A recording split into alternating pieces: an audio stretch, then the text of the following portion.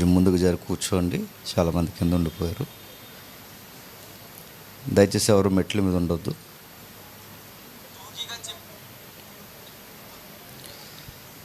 వాక్యంలోకి వెళ్ళే ముందు చిన్న ప్రకటన. రాజమండ్రిలో పరిచర్య చేస్తున్న నాని అనే ఒక సహోదరులు సుపరిచితులు గతించిన రాత్రి ఆయన చనిపోయారు. ఆయన గురించి ఆయన యొక్క కుటుంబాన్ని గురించి ప్రార్థన చేయండి. నిజానికి ఆయన అనుకోని సమయంలో ఆయన అలా చనిపోవడం చాలా బాధాకరమైన విషయం. చాలా సేవ ఉంది, వయసు ఉందనుకున్నారు, కానీ అనుకోని పరిస్థితుల్లో ఆయన ఈ లోకాన్ని విడిచి వెళ్ళిపోయారు. ఆయనకి బ్రెయిన్ స్ట్రోక్ రావడం వలన చనిపోయారు. ఆయన కొరకు ప్రార్థించండి. ఇక రెండవ ప్రకటన. లాస్ట్ సాటర్డే ఏ దుర్బోధల గురించి అయితే మనం మాట్లాడుతున్నామో ఆ దుర్బోధల్ని బాహాటంగా మనం ఎండగడుతున్నాం. వాటి విషయంలో గతించిన వారం ఫ్రైడే జరిగిందా? చర్చా వేదిక మంది ఫ్రైడే జరిగింది. చక్కగా చరిత్ర మూలాంశాల్లో నుంచి చరిత్ర మనం మాట్లాడుతూ భారతదేశంలో క్రైస్తవ్యం పోషించిన కీలకమైన పాత్ర, ఎలా భారతదేశాన్ని ప్రక్షాళన చేయడానికి మిషనరీలు ఫైట్ చేశారో, మన ధవళేశ్వరం ఆనకట్ట సర్దార్ కాటన్ గారి వరకు చరిత్రానుసారంగా మనం ఆలోచించి అక్కడ పార్ట్ 1 ఆపేశాం. తర్వాత సదరు వ్యక్తి ఎప్పుడు నేను పేరెత్తలేదు, 5 ఏళ్లలో ఫస్ట్ టైం పేరెత్తుతున్నాను. ఆయన పేరు విజయప్రసాద్ రెడ్డి గారు. ఆయన దానికి కౌంటర్ చేస్తూ నెక్స్ట్ సాటర్డే ఈవినింగ్ ఆయన సబ్జెక్ట్ చెప్తే బాగుండు, సబ్జెక్ట్ చెప్పకుండా ఎటకారాలు చేస్తూ చివరికి సురేష్ యొక్క వెహికల్ మీద కూడా వాడిని అలా అనకూడదు. మనం అయితే వాళ్ళ స్వభావం ఉంటే చాలా యాక్షన్ తీసుకుంది. వాడిని చాలా డౌన్ చేస్తూ మాట్లాడేటట్టు నాకు తర్వాత తెలిసింది. తర్వాత మా వైఫ్ కోసం, మా పాప కోసం చాలా విషయాలు వాళ్ళ టీం మెంబర్స్ అందరూ మాట్లాడారు. సరే, అది వాళ్ళ సంస్కారానికి వదిలేస్తున్నాం. సరిగ్గా అప్పుడే దిగాం, అక్కడ పిలుపునిచ్చారని విన్నాం. వేటలపాలెంలో పుట్టిన పలానా సో అంటే నా ఓల్డ్ నేమ్ ఎత్తి ఆహ్వానిస్తున్నాం, రా తెలుసుకుందాం అన్నట్టు ఏదో పిలుపునిచ్చారు ఆయన. అప్పుడే సుధాకర్ నేను హైదరాబాద్ నుంచి మీటింగ్కి నుండి వచ్చాం, ఎయిర్పోర్ట్లో దిగాం, మీకు ఇలా పిలుపునిస్తున్నారని చెప్పారు. జూమ్ కాల్ అవకాశం ఉందా అని అడిగాము. మరో 15 గంటలో ఉంటుందని చెప్పారు. సరే, జూమ్ కాల్లోకి వెళ్ళిపోదాం అని చెప్పి జూమ్ కాల్లోకి వెళ్ళిపోయాం. తర్వాత ఏం జరిగిందో మీకు తెలుసు. ముఖాముఖిగా అడిగాం. ఆయన అడిగింది ఒకటే, మీరు చేస్తున్న దుర్బోధన గురించి డిబేట్ చేద్దాం. ఆయన తర్వాత మనం సండే డిస్కషన్ చేద్దాం అని అడిగాను. మీరంతా జూమ్ కాల్ ఫాలో అయితే మీకు అర్థం అవుతుంది. సండే ఖాళీ లేదన్నారు. పోనీ మండే కలుద్దామంటే మండే ఓకే అన్నారు. కలుద్దామని ఫోన్ చేస్తే తర్వాత ఫోన్లో మాట్లాడేద్దాంలే అన్నారు. తర్వాత 1 గంట మాట్లాడడం. ఆ తర్వాత ఆయన ఒక వాట్సాప్ మెసేజ్ పెట్టాడు, దానికి మేము రిప్లై లెటర్ పెట్టాం. తర్వాత మళ్ళీ ఆయన మాకు లెటర్ పెట్టాడు. ఈ లెటర్లు రాసుకోవడమే సరిపోయేలా ఉందని చెప్పి అసలు విషయం ఏంటంటే మీడియేటర్లుగా కొందరు పెద్దల్ని, కిరణ్ పాల్ గారు తెలుసు కదా, ఆయన కిరణ్ పాల్ గారిని, వికేఆర్ గారిని మధ్యలో పెట్టి విషయం ఏంటి తేలట్లేదు, చేద్దామా వద్దా, నాకు డైరెక్ట్ చెప్పండి. ఈ విషయం మీద ఇప్పటివరకు చర్చలు జరుగుతున్నాయి. చెయ్యాలా చేయకూడదా. ఎందుకంటే అందరు ఫోన్ చేసి అడుగుతున్నారు ఏమైంది, డిబేట్ ఏమైందంటే నేను ఓపెన్గానే చెప్తున్నాను, అటు నుంచి మాకు క్లియరెన్స్ రావట్లేదు. అపోజిషన్ విజయప్రసాద్ రెడ్డి గారు ఎవరైతే ఆ బోధన సపోర్ట్ చేస్తున్నారో, అపోజిషన్ అంటే మళ్ళీ ప్రతిపక్షం మళ్ళీ ఎలా లాక్కండి. అపోజిషన్ అంటే ఆ బోధకి మనం అపోజ్ చేస్తున్నాం కదా, ఆ బోధన మనం వ్యతిరేకిస్తున్నాం కదా, ఆ బోధనకి ఎవరైతే ఆయన రిప్రజెంట్గా ఉన్నారో ఆయన నుంచి మనకు క్లియరెన్స్ కావాలి, ఇంకా క్లియర్ కావాలి. దాని కొరకు వెయిట్ చేస్తున్నాం. అందరూ అడుగుతున్నారు ఎప్పుడు డిబేట్ అంటే మాకు క్లియరెన్స్ వచ్చిన తర్వాత ఖచ్చితంగా డిబేట్ చేస్తాం. ఆ రోజు జూమ్ కాల్లో చెప్పింది మళ్ళీ నేను చెప్తున్నాను. నాకైతే ఎక్కడో గదిలో కూర్చునో ఇలా 2 కెమెరాలు పెట్టుకుని అలా చేయడం నాకు ఇష్టం లేదండి. పబ్లిక్ ఉండాలి, సంఘం ఉండాలి, పెద్దలు ఉండాలి, అటువైపు వాదించే వాళ్ళు ఉండాలి, ఇటువైపు వాదించడానికి నేను ఉండాలి, చాలామంది సేవకులు కూర్చోవాలి, బహిరంగంగా వాదోపవాదాలు, తర్కం చాలా గట్టిగా జరగాలి. అలా జరగాలని నా ఫీలింగ్. అలా వద్దని వాళ్ళు చెబుతున్నారు. దానికి ఒప్పుకునేది ఒకరు, ఒప్పుకునేది ఒకరు, ఇదంతా జరుగుతుంది. మరి ఏం జరుగుతుందో ప్రేయర్ చేయండి. ఎందుకంటే చాలామందికి ఆసక్తి ఉంది, ఏం జరుగుతుంది. ఎందుకంటే ఈ విగ్రహాలకు అర్పించేసి తినేసే బ్యాచ్ ఎక్కువైపోయారు. కాబట్టి దాని గురించి మనకి, నేను మళ్ళీ చెప్తున్నాను, దేవుని సన్నిధిలో నిలబడ్డాను, బైబిల్ పట్టుకుని నిలబడ్డాను, పరిశుద్ధుల ఎదుటి నేను చెబుతున్నాను, మనకు ఎవరి మీద వ్యక్తిగతమైన పగ లేదు. మన బాధల్లో ఏంటంటే బోధ వక్ర మార్గం పోతుంది, అది మన బాధ. కాబట్టి ఆయన మంచిగా సానుకూలంగా స్పందించాలని ప్రార్థన చేయండి. ఒకవేళ ఇదంతా జరిగినవి ఏంటివి తేలట్లేదు అనుకుంటే త్వరలోనే ఆయన మాకు పంపించిన లెటర్ ఏంటి, మేము ఆయనకి పంపించిన లెటర్ ఏంటి, ఆయన మాతో మొదట ఎలా మాట్లాడారు, తర్వాత మేమేం మాట్లాడాం, మీడియేటర్స్ ద్వారా ఏం జరిగినాయి, ఇవన్నీ త్వరలోనే ఒక క్లారిటీ రాకపోతే త్వరలోనే ఇవన్నీ మేము పబ్లిక్ చేస్తాం. అప్పటి వరకు వెయిట్ చేయండి. మాకు 70 మెసేజ్లు పెట్టకండి, డిబేట్ ఎప్పుడు అంటే మాకు ఇప్పుడే చేసేయాలని ఉంది, కానీ ఏది పరిస్థితి ఏది. కాబట్టి దాని కొరకు ప్రార్థన చేయండి. చిన్న ప్రార్థన చేసుకుని మన వాక్యంలోకి వెళ్ళాలి.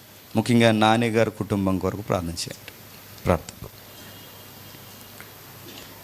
పరలోకమందున మా తండ్రి, మీ కుమారులు తండ్రి నాని అన్నను బట్టి ప్రార్థిస్తున్నాం.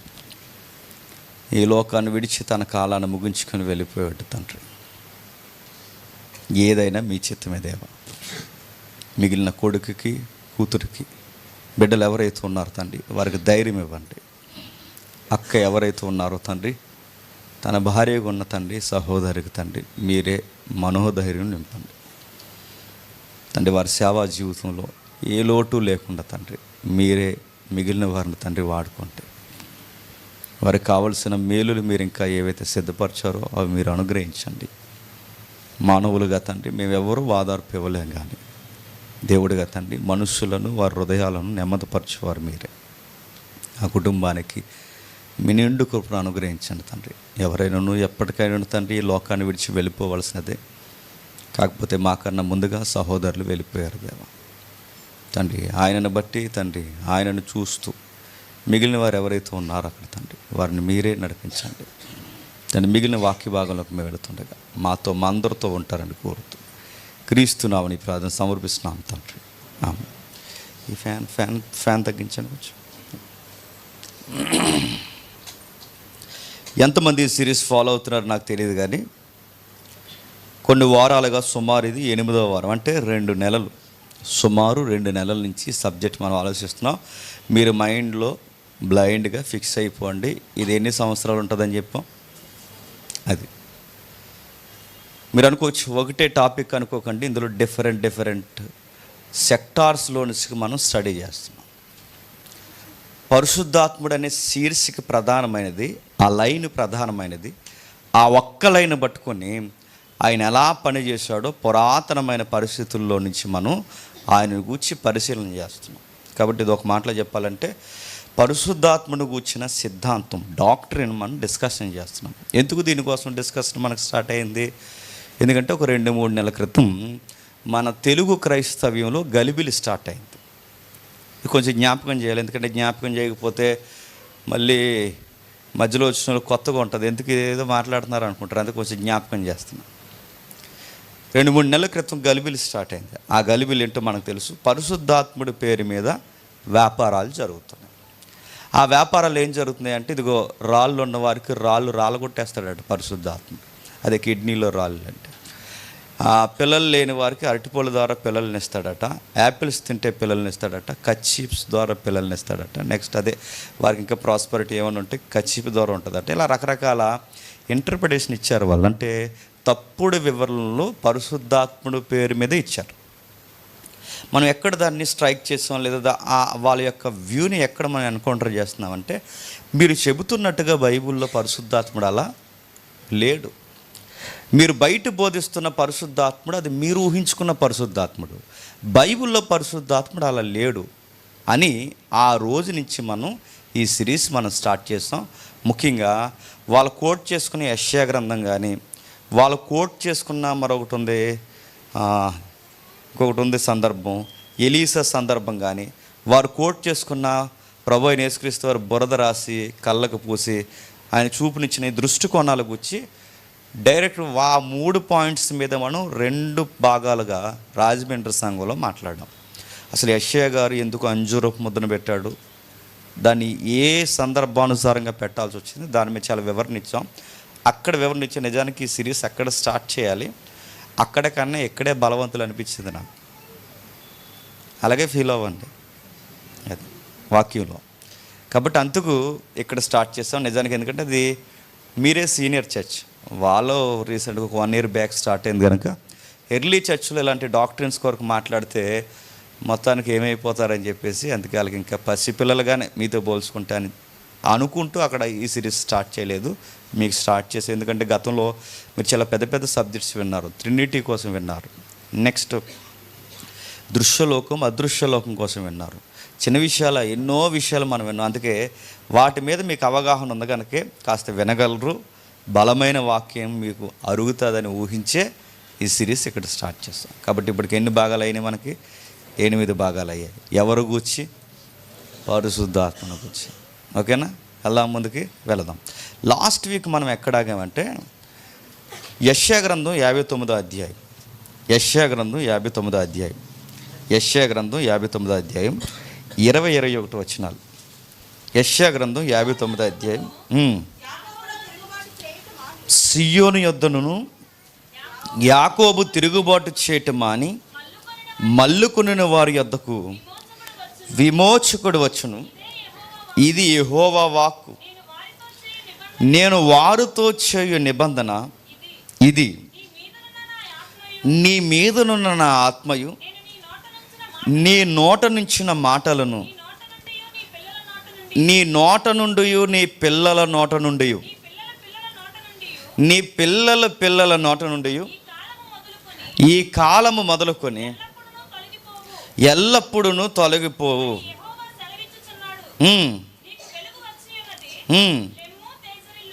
లెమ్ము తేజరిల్లుము. ఏం జరుగుతుందో చూడండి, ఇక్కడ రాస్తున్న మాటలు మనం గమనిద్దాం. ఏం రాస్తున్నాడు చూడండి. ఇక్కడ విషయాలు మనం గమనిస్తుంటే 20 వచనంలో సియోను యొద్ద అంటే ఇక్కడ 20-21 ఒక డ్యూయల్ ప్రాఫెసీ మనకు కనబడుతుంది. అంటే 2 ప్రవచనాలు మనకు కనబడుతున్నాయి. ఇక్కడ వరకు మనం ఆగాం లాస్ట్ వీక్. చాలా జాగ్రత్తగా వినండి. ఈ సోదగాళ్ళు లైవ్లోకి వచ్చి కామెంట్లు పెడుతున్నారు. ముందు నేను మళ్ళీ చెప్తున్నాను, నాకు సీరియస్ చెప్తున్నాను. ముందు వాళ్ళకి ఫోన్ చేసి కూర్చోబెట్టండి. ఈ గొట్టంగాలని మళ్ళీ చెప్తున్నా, వీళ్ళకి ఏమీ తెలియదండి. ఈ కామెంట్లు పెడుతున్న వాళ్ళకి మధ్యలో ఏం జరుగుతుంది వీళ్ళకి ఏమీ తెలియదు. ఆగండి అయ్యా, వారం ఆగండి, మీకు చెప్తాం. వారం ఆగండి ఏం జరుగుతుందో. పెద్ద పోటుగాళ్ళలాగా మళ్ళీ వీళ్ళకి నేను చెప్తున్నా అండి, ఫేక్ అకౌంట్ గాళ్ళండి వీళ్ళందరూ. వీళ్ళకి ఒరిజినల్ ఐడియా ఒకటి ఉంటుంది వీళ్ళకి. ఇక్కడ వాకింగ్ చెప్తున్నా వీళ్ళు ఫేక్ కామెంట్లు పెడుతున్నారు. ఫోన్ చేయండి, ఫోన్ చేసి కాన్ఫిడెన్స్ కలపండి. నాకు ఒక్కడ తినంగా సమాధానం రావట్లేదు మాకు అక్కడ. మీరు ఎప్పుడు నువ్వు కన్ఫర్మ్ చేసావా, రిజిస్ట్రేషన్ చేస్తావా చెప్తున్నాను, ప్లేస్ అది. మళ్ళీ చెప్తున్నాను, ఈ తప్పుడు కామెంట్ గాళ్ళు మీరు అసలు పట్టించుకోండి, పనికి మాల్లో. మళ్ళీ చెప్తున్నాను, సోదేగాళ్ళు వీళ్ళందరూ. మేము పెద్దోళ్ళతో మాట్లాడుతున్నాగా, వాళ్ళ దారి జరుగుతుందిగా, రానియండి, తేలుద్దాం. విగ్రహాలకు అర్పించింది మీరు తింటారో మాకు తినిపిస్తారో చూద్దాం. అన్ని సంగతులు తేలుద్దాం. ఈ జై కొట్టే గొడవలు ఇవన్నీ తేలుద్దాం రయ్యి అంటే ఇందులో దూరుతూ అందులో దూరుతున్నారు, అందులో దూరితే ఇందులో దూరుతున్నారు. మరి నువ్వు అలాగన్నావుగా మెసేజ్లో, నేను అలాగ అన్నానులే, అన్నదానికి అన్నిటికీ కట్టుబడతాను నేను. ముందు దీన్ని గొడవేటి తేలుద్దామంటే ఏది మాకు సమాధానం ఏది? మండే అన్నారు, మళ్ళీ మండే వచ్చింది. ఏది? బ్లాక్ చేయండి ఎదవ కామెంట్లని, పనికిమాల కామెంట్లని. చూద్దాం. డ్యూయల్ ప్రాఫెసీ అంటే ఒక 2 ప్రవచనాలు మనకు పాత నిబంధన నుంచి కనిపిస్తున్నాయి. జస్ట్ నేను సిరీస్ ఒకసారి ధ్యానిస్తాను, ఒకసారి మీకు జ్ఞాపకం చేస్తాను.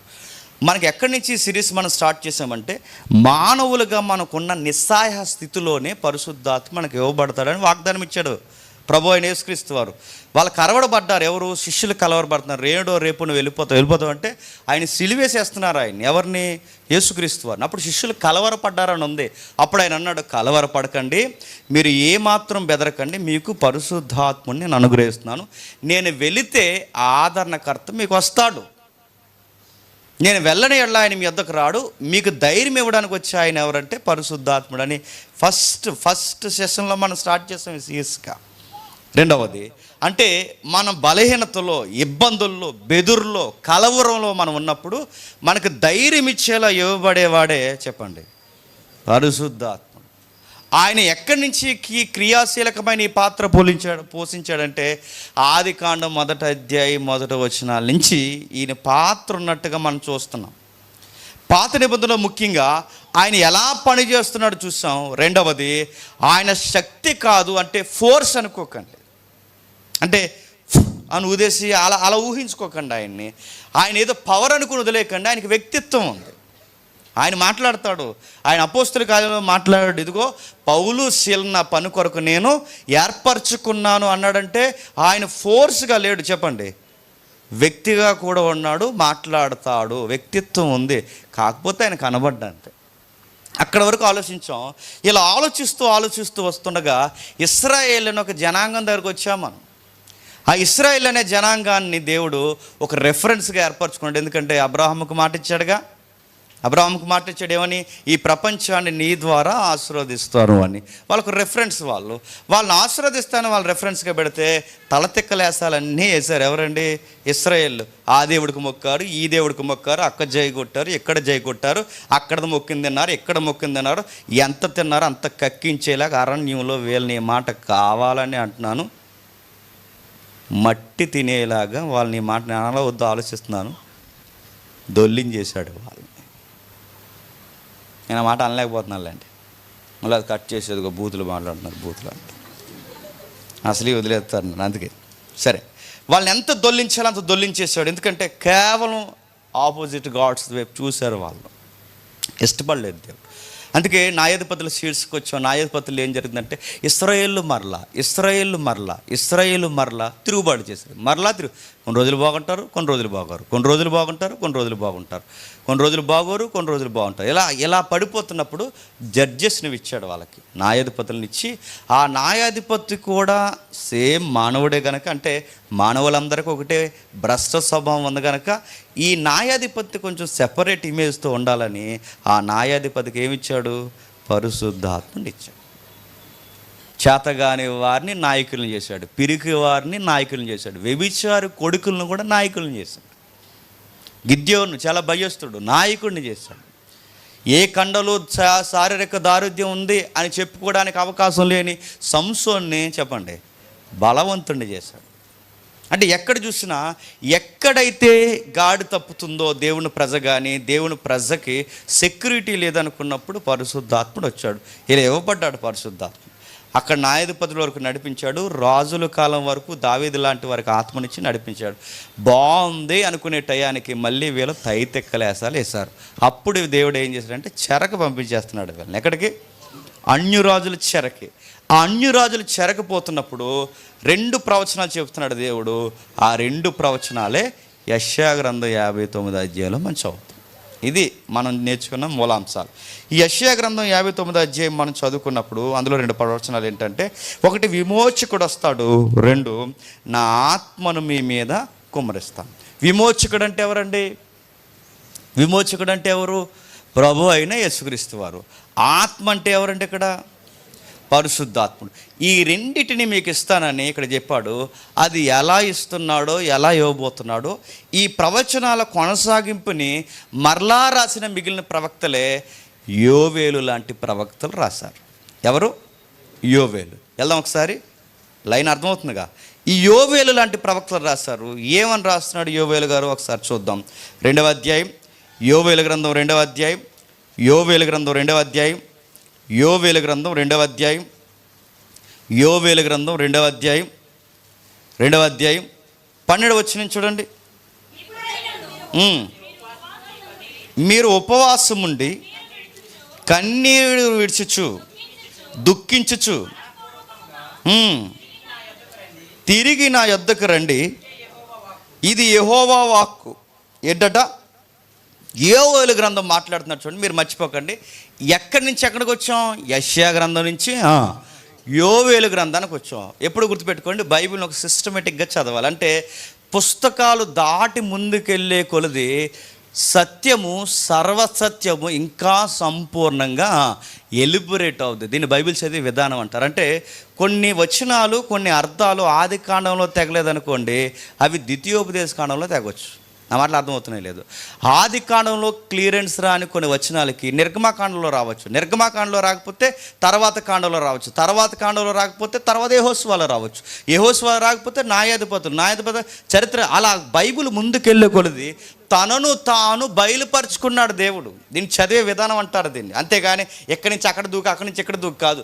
దీని అన్నిటికీ ఒక ఇంటర్నల్ లింక్ ఉంటుంది. దాన్ని నువ్వు జాగ్రత్తగా ఫాలో అవుతేనే దేవుని మనసు ఏంటో నీకు అర్థమవుతుంది. ఇప్పుడు యెషయా నుంచి యోవేలుకి వచ్చాం. అంటే ప్రవచనాలు ప్రవశిస్తూ వస్తున్నారు, లేదా దేవుడు ప్రవశింపజేస్తూ ప్రవక్తలను వాడుకుంటున్నాడు.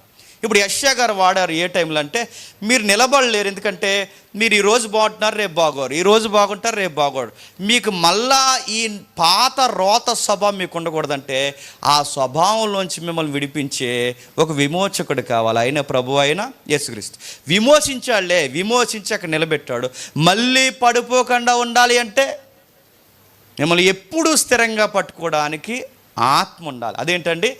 మారు మనసు పొందాక కూడా పడిపోతాం అంటే, పరిశుద్ధాత్ముడి యొక్క వరం మనం పొందుకోకపోతే పడిపోతాం. ఉదాహరణ చెప్పిన 31st మనం మాట ఇస్తామా? ఏమని ఇస్తాం మాట? ఈ సంవత్సరం చూడు ప్రభు ఇంకెలా చదువుతాను అంటాం. మనం ఏంటి బైబిల్ని ఈ సంవత్సరం చూడు ప్రభు అంటాం. మొదటి రోజు రేపు నుంచి చదివేద్దాంలే అనుకుంటాం. రెండో రోజు లేదు ఇంక ఇది రౌండ్ ఫేర్ అయిపోయిన తర్వాత ఇంకా వచ్చే వారి నుంచి మొదలెడదాం అనుకుంటాం. మూడో రోజుకి సాదా మామూలు. అంటే మన నేచర్ మీకు అర్థమవుతుందా? చేద్దాం అనుకుంటాం, చెప్పండి చెయ్యి. అలా స్థిరపడలేని మనుషులకి మనకు ఆ నేచర్ ఉంది కనుక మనల్ని అలా పట్టుకొని ఉండాలంటే ఎవరు ఉండాలి చెప్పండి? పరిశుద్ధాత్ముడు ఉండాలి. అందుకే ఆయన ఎలా ఇవ్వబడుతున్నాడు అంటే ఒక వరముగా ఇవ్వబడుతున్నాడు. అందుకే ఆయన గురించిన ప్రవచనం అంటే యెషయా గారు చెప్పిన ప్రవచనాన్ని ఇంకా క్లియర్ రెఫరెన్స్గా ఇవ్వడానికి యోవేలు గారు రాయడం మొదలెట్టారు. ఏమని రాస్తున్నాడు కొంచెం జాగ్రత్తగా వినండి. ఇప్పుడు మీరు ఉపవాసం ఉండి కన్నీరు విడుచుచు దుఃఖించుచు మనఃపూర్వకముగా తిరిగి నా యొద్దకు రండి, ఇది యెహోవా వాక్కు. ఏంటట? ఇప్పుడు మీరు ఉపవాసం ఉండి కన్నీరు విడుచుచు దుఃఖించుచు మనఃపూర్వకంగా తిరిగి నా యొద్దకు రండి. అంటే ఇక్కడ ఏం చేయమంటున్నాడు? పశ్చాత్తాపడండి. ఇప్పుడు ప్రజెంట్ ఉపవాస కూడికలు సీరియస్గా జరుగుతున్నాయి బయట మన లోకల్ చర్చెస్లో. చాలా చర్చెస్లో చాలామంది ఈ సందర్భం తీసుకుంటారు కానీ అసలు విషయం వదిలేస్తారండి గాలికి. అందుకే చూడండి, ప్రతి ఒక్కరు బైబిల్లో ఎవరో ఒకరికి మీకు చర్చికి వెళ్ళే అలవాటు ఉంటే ఇప్పటికే మీరు ఆ వచనాలు అండర్లైన్ చేసి ఉంటారు, ఖచ్చితంగా అండర్లైన్ చేసి ఉంటారు. చూడండి, ఎందుకంటే మనం చదువుతాం కానీ అసలు లింక్ గాలికి వదిలేస్తాం మనం. అందుకే అక్కడ రాస్తున్నాడు చూడండి, మీరు ఉపవాసం ఉంటే ఇక్కడ మీరు అంటే ఇక్కడ ఎవరు చెప్పండి? కాకినాడలో ఉన్నవాళ్ళు కాదు, ఎవరు చెప్పండి? ఎవరు ఇక్కడ మీరంటే? ఇశ్రాయేలీలు. అంటే ప్రవక్తలు ఎన్కౌంటర్ చేసి మాట్లాడింది ఎవరిని?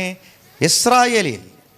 వాళ్ళని ఎన్కౌంటర్ చేశారు నేరుగా, వాళ్ళ ముఖాల మీద ఏలుపెట్టి నేరుగా. అదిగో మీరు ఉపవాసం ఉండి కన్నీరు విడుచుచు దుఃఖించుచు మనఃపూర్వకముగా తిరిగి నా యొద్దకు రండి, ఇది యెహోవా. ఇది ఏం మాట్లాడుతున్నాడండి? ఆ వచనాలు చదువుతుంటే మీకు ఏమర్థమవుతుంది? రెపెంటెన్స్ కోసం మాట్లాడుతున్నాడు, మారు మనసు కొరకు మాట్లాడుతున్నాడు. అంటే మీరు మారు మనసు పొందండి, 13వ వచనం, మీ దేవుడైన యెహోవా కరుణావాత్సల్యము గల వాడును, శాంతమూర్తియు, అత్యంత కృపగలవాడయుండి తాను చేయనుద్దేశించిన కీడును చేయక పశ్చాత్తాపపడును గనుక మీ వస్త్రములు కాక మీ హృదయములను చింపుకొని ఆయన తట్టు తిరుగుడి. ఒకవేళ ఆయన మనస్సు తిప్పుకొని పశ్చాత్తాపడి మీ దేవుడైన యెహోవాకు తగిన నైవేద్యములు ప్రాణార్పణలు మీరు దీవెనగా అనుగ్రహింపడని ఎవడు చెప్పగలడు? అంటే మీకు కొన్ని దీవెనలు, కొన్ని వరాలు మీకు దేవుడు ఇవ్వాలి అంటే మొట్టమొదట మీరు ఒక పని చేయాలి. ఆయన మనసు మీ వైపుకి తిప్పాలంటే ముందు మీరు మారు మనసు పొందాలి. ప్రశ్న అర్థమవుతుందో లేదు? అంటే వీళ్ళు మారు మనసు పొందాలి. ప్రశ్న ఏంటంటే, అలా మారు మనసు పొందితే ఏం చేస్తా ప్రభు అంటే, మీ వైపుకి తిరుగుతాను. అంటే ఏం మారు మనసు ప్రభు అంటే, ఏం మారు మనసు అంటే, ఇశ్రాయేలుకి ఒక రోగం ఉంది. ఇశ్రాయేలుకి కదా మన అందరికీ ఉంది. ఆ రోగం ఏంటంటే, కొన్ని రోజులు బాగుంటాం, చెప్పండి, కొన్ని రోజులు బాగం. బాగున్నాను రోజులు బాగుంటాం, తర్వాత ఈ వారం బాగుంటాం, వచ్చే వారం మళ్ళీ ఇంకో రకంగా కనబడుతుంటాం. ఇశ్రాయేలు మనకు బాబులాలు, కొంచెం బాగుంటారు. అందుకే ఇది ఇశ్రాయేలు మరలా యెహోవా మీద తిరుగుబడరు, మరలా ఈ నేచర్ వాళ్ళకు ఉంది కనుక దేవుడు ఏమంటున్నాడు అంటే, ఇప్పుడైనా ఉపవాసం ఉండైనా కాస్త మంచి మారు మనసు పొందంటారు. మారు మనసు పొందండి, మంచి ప్రవర్తన మీరు తీసుకొచ్చేయండి. మారు మనసు పొంది నా వైపు తిరిగితే మీకు ఒక గిఫ్ట్ ఇస్తాను నేను అన్నాడు. ఆ మారు మనసు పొందడానికి కూడా ఆత్మ కలయిక అవసరమే. అయితే ఒక గిఫ్ట్ ఇస్తాను. ఆ గిఫ్ట్ ఏంటంటే 28వ వచనంలో చెప్తున్నట్టు చూడండి. తర్వాత నేను సర్వజనుల మీదను నా ఆత్మ కుమ్మరింతును, మీ కుమారులను మీ కుమార్తెలను ప్రవచనములు చెప్పెదరు, మీ ముసలివారు కలలు కందురు, మీ యవ్వనులు దర్శనములు చూతురు. ఆ దినములలో పనివారి మీదను పనికత్తెల మీదను నా ఆత్మను కుమ్మరిద్దును. ఎక్కువగా యోవేలు గ్రంథంలో రిపీటెడ్గా కనిపించే వచనం ఏంటంటే 11వ వచనంలో ఒక మాట ఉంటుంది చూడండి, చివరి మాట, 11వ వచనం చివరి మాట, యెహోవా దినము బహు భయంకరము, దానికి తాళగలవాడు ఎవడు? యెహోవా దినం. క్రొత్త నిబంధన దీన్ని ఏమంటుందంటే ప్రభు దినం. ఇప్పుడు రకరకాల ఇంటర్ప్రిటేషన్ ఉన్నాయి, పక్కన పెట్టండి. కాకపోతే మనకి మెజారిటీ ఈ విశ్వం లేదా యుగాంతం లేదా అంతమైపోయే ఒక రోజును గూర్చి మనకు ఒక ప్రవచనంగా కూడా కనబడుతుంది యోవేలు గ్రంథం. ప్రభు దినం, యెహోవా దినం, ప్రభు దినం, యెహోవా దినం.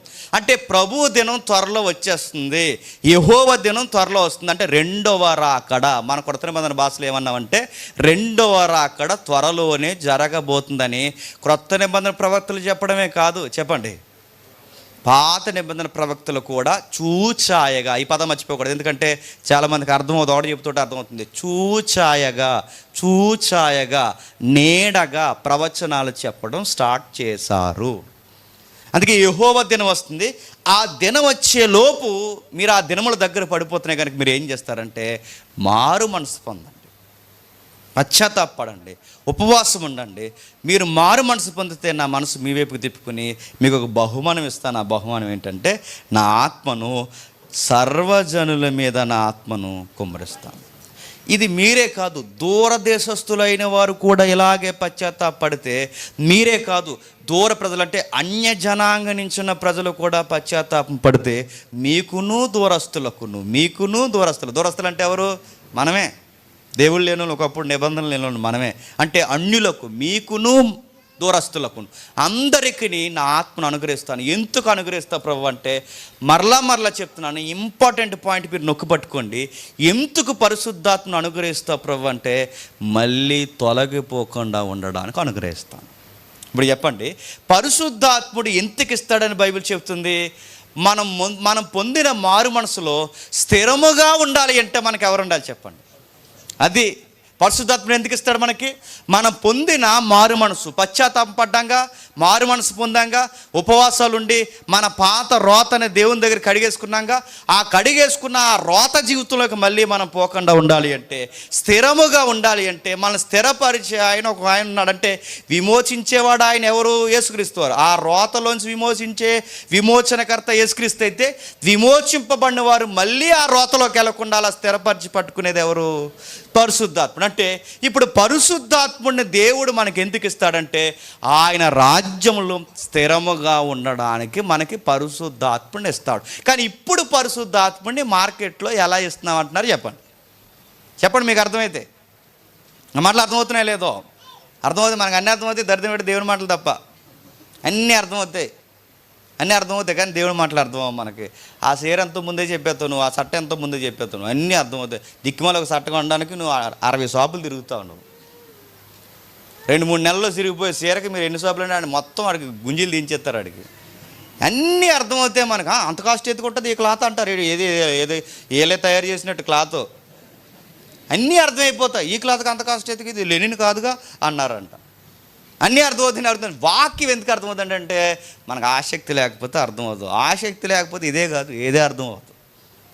అందుకే నీ దేవుడి పట్ల నీకు ఆసక్తి ఉండాలి. మళ్ళీ చెప్తున్నాను, పరిశుద్ధాత్మ మనకు ఎందుకు ఇస్తాడంటే నీతిలో మనం బ్రతకడానికి. అంటే నీతి లేని మనకి విమోచన ద్వారా నీతిమంతులనే ఒక జాబితాలో మనం పెడితే మరలా ఆ అనీతికమైన ప్రవర్తనలోకి మనం పోకుండా స్థిరముగా కుడి ఎడమలకు తిరగకుండా తీర్పు ఉందని, పాపమును కూర్చుని ఒప్పుకోలుందని భయపడుతూ దేవుని కొరకు ఆజ్ఞలు పాటిస్తూ బ్రతికే ఒక బ్రతుకుని ఒక నూతన స్వభావాన్ని దయచేసి నువ్వు ఇలాగే ఉండాలిరా, న్యూ క్రియేషన్, నూతన సృష్టి అని మనం స్థిరపరిచేది పరిశుద్ధాత్ముడు. అంటే పరిశుద్ధాత్ముడు వచ్చిన వాళ్ళు ఎలా ఉంటారంటే చెప్పండి, కొత్త వ్యక్తులుగా ఉంటారు. కొత్త వ్యక్తులు అంటే వీడు పాతోళ్ళ లేడండి అని చెప్పుకుంటారు.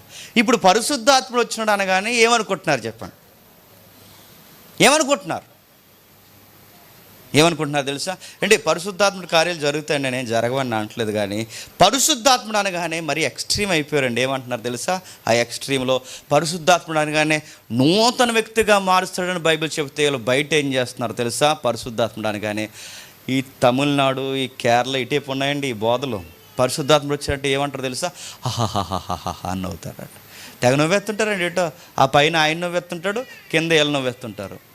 పైన ఆయన నవ్వెత్తుంటాడు, కింద వీళ్ళు నవ్వాడు. చెప్పండి బ్రదర్, ఏమైనా ప్రాబ్లం? వినడానికి వచ్చారా? వింటున్నారా? ఓకే. అది వెహికల్ ఏమైనా అడ్డు ఉందేమో అనేసి. Thank you sir. వినండి, అయిన తర్వాత మాట్లాడదాం. ఓకే అండి. పరిశుద్ధాత్ముడు అనగానే మనకు అర్థమవుతున్నది ఏంటంటే ఆయన స్థిరపరిచి బలపరుస్తాడు. ఆయన మనకు ఉండాలి. కానీ బయట ఏం చేస్తున్నారు? పరిశుద్ధాత్ముడు అనగానే నవ్వుతున్నారు. ఏంటి, చాలామంది ఈ యొక్క మిరాకిల్ సెంటర్స్కి వెళ్తారు కదండి. వెళ్ళిన తర్వాత వాళ్ళకి ఆత్మ వచ్చిందని అంటారండి. కానీ గమ్మత్తు ఏంటి చెప్పిన, బాధాకరమైన విషయం ఏంటి తెలుసా? వాళ్ళకి ఆత్మ వచ్చింది అంటారు, కానీ వాళ్ళకి మారు మనసు ఉండదు. మారు మనసు లేని దగ్గర పరిశుద్ధాత్ముడు ఉంటాడండి? ఉందా? అక్కడ ఎక్కడైనా బైబిల్లో ఉందా? మారు మనసు కలగజేయడానికి అయినా, మారు మనసు పొందిన వారిని స్థిరపరచడానికి అయినా ఆయన ఎంత బాగా బైబిల్లో మనకు స్పష్టంగా కనబడుతుంటే, అరే ఆ చుట్ల కాల్చేవాడి మీదకి పరిశుద్ధాత్ముడు ఎలా వచ్చేస్తాడరా? ఆడు నిన్నటి వరకు రోడ్ల మీద పానపరాగేసి తిరిగాడు, ఆడికి రాళ్ళు ఎలాగ రాలిపోతే? నా మాటలు అర్థమవుతున్నాయా? నిన్నటి వరకు రకరకాలుగా ఉన్నాడు, వాడి మీదకి పరిశుద్ధాత్ముడు ఎలా వచ్చేస్తాడు? అరే మారు మనసు లేని వారి మీదకి పరిశుద్ధాత్ముడు ఎలా వచ్చేస్తాడు? ఒకవేళ ఆ రోజే పరిశుద్ధాత్ముడు కుమ్మరింపు జరిగితే మరి నెక్స్ట్ ఎలా ఉన్నాడు? నూతన సృష్టి అయ్యాడా? మళ్ళీ పాతగానే ఉన్నాడా? అంటే అలా ఆ రోజుకే పరిశుద్ధాత్ముడు పనిచేసి మళ్ళీ వాడిని వదిలేస్తాడా? అలా లేదే.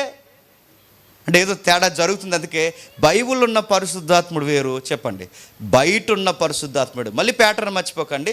పరిశుద్ధాత్ముడు ఎప్పుడు ఇవ్వబడతాడంటే రక్షింపబడినవారు, అంటే విమోచకుడు ద్వారా విమోచింపబడిన తర్వాత రక్షింపబడిన వారికి ఇవ్వబడే వరమే చెప్పండి పరిశుద్ధాత్ముడు.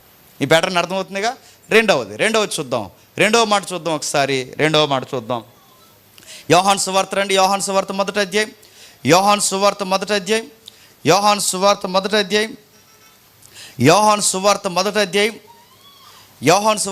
అధ్యాయం 29వ వచనం నుండి.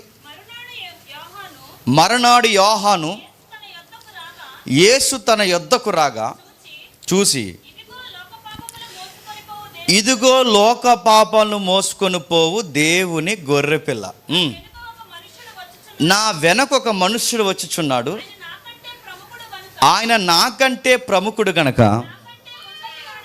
నాకంటే ముందటివాడు ఆయనని నేనెవరిని గూర్చి చెప్పుతునో ఆయనే ఈయన. నేను ఆయనను ఎరుగనైతిని గాని ఆయన ఇశ్రాయేలుకి ప్రత్యక్షమగుటకు నేను నీళ్లలో బాప్తిజం ఇచ్చుచు వచ్చితనని చెప్పాను. మరియు యోహాను సాక్ష్యమిచ్చుచు ఆత్మ పావురమలే ఆకాశం నుండి దిగివచ్చుట చూచి తిని ఆ ఆత్మ ఆయన మీద నిల్చొని. చాలా జాగ్రత్తగా వినండి, కొంచెం సున్నితమైన విషయాలు ఉన్నాయి, చాలా జాగ్రత్తగా వినండి. నేను త్వరగా ముగించే ప్రయత్నం చేస్తాను. ఏం రాస్తున్నాడు? పాత నిబంధన క్రమంలో బాగా వినాలి, కొంచెం థియలాజికల్ పాయింట్ ఇది. పాత నిబంధన క్రమంలో ఆ క్రమానికి చివరి ప్రవక్త ఎవరండి? ఇప్పుడే మనం చదువుకున్నాం. పాత నిబంధన క్రమానికి చివరి ప్రవక్త ఎవరు? యోహాను గారు. అంటే పాత నిబంధన క్రమానికి చివరి ప్రవక్త. అంటే ఈ క్రమం ఇక్కడ వరకు ఉందనడానికి ఏమన్నా చరిత్రలో పిన్ పాయింట్ మార్క్ చేసిన ఏదన్నా రెఫరెన్స్ ఉందంటే ఉంది బైబిల్లో. ఆ రెఫరెన్స్ ఏంటంటే ప్రభు అయిన యేసుక్రీస్తు వారు సిలువ వేయబడేంత వరకు ఈ కాలం అంతా దేని కిందకి వెళ్తుంది చెప్పండి? పాత నిబంధన కిందకి వెళ్తుంది. అందుకే ఆయన ధర్మశాస్త్రాన్ని, ఆచార కర్మకాండల్ని దేనికేసి కొట్టాడట చెప్పాలి. చదివితే ఏం చదవలేదు అనుకుంటా, చదివారు ఎప్పుడైనా? మన రోమపత్రికలు కానీ పౌలు పత్రికలు చదువుతుంటే ధర్మశాస్త్రాన్ని దేనికేసి కొట్టాడట? ఆయన సిలువు కేసు కొట్టాడంటే సిలువు కేసి ధర్మశాస్త్రాన్ని కొట్టేంత వరకు, అప్పటి వరకు ఏ కాలం నడుస్తున్నాడు చెప్పండి? అది అంటే ప్రభు అయిన యేసుక్రీస్తు వారి పరిచర్య కూడా బాగా వినాలి. ఆయన సిలువ వేయబడేంత వరకు ఇదంతా పాత నిబంధనల ప్రవక్తల పరంపర కిందకే మనకు వస్తుంది, గుర్తుపెట్టుకోండి. అందుకే ప్రవక్తల పరంపరలో చివరి ప్రవక్త ఎవరు? యోహాను గారు. అంటే ప్రవచనాలు క్రొత్త నిబంధన దినములు వస్తున్నాయని యెరెమీయా చెప్పాడు, క్రొత్త నిబంధన కాలం వస్తుందని యోవేలు చెప్పాడు, క్రొత్త నిబంధన కాలం వస్తుందని యెషయా చెప్పాడు. ఇదిగో మీతో ఒక నూతన నిబంధన చేయబోతున్నానని ప్రభు అయిన యేసుక్రీస్తు వారు కూడా చెప్పారు. చేయబోతున్నాను వస్తుంది అంటే ఎప్పుడు చేయబోతున్నాడు, ఎప్పుడు చేశాడు, ఎప్పుడు నిబంధన చేశాడంటే సిలువ వేయబడి తిరిగి లేచిన తర్వాత ఇప్పుడు ఇదిగో నా రక్తము, నా శరీరము, ఇది మీకు నూతన నిబంధన. అంటే అప్పటి వరకు ప్రవక్తల పరంపర ఉంటే ఆయన సిలువ ఎక్కేంత వరకు ఉన్న ఈ కాలాన్ని ఏమంటారు చెప్పండి? పాత నిబంధన ప్రవక్తల పరంపర అంటారు. దానికి చివరి మార్క్ ఎవరంటే యోహాను గారు. ఎవరు? యోహాను గారు. మరి అపోస్తలుల కార్యంలో ప్రవక్తలు ఉన్నారుగా అంటే వాళ్ళు ఉన్నారు ప్రవక్తలు. అంటే ఈ ప్రవక్తల కాలాన్ని అన్నిటికీ ఒక మార్కు చూపించాలిగా.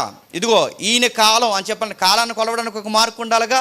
ఆ ప్రవక్తల కాలానికి చివరి కాలాన్ని కొలవడానికి యోహాన్ని చూపిస్తారు థియలాజికల్గా. కాబట్టి యోహాను గారు ఇప్పుడు చెబుతున్న ఈ 2 ప్రవచనాలు బాగా వినండి.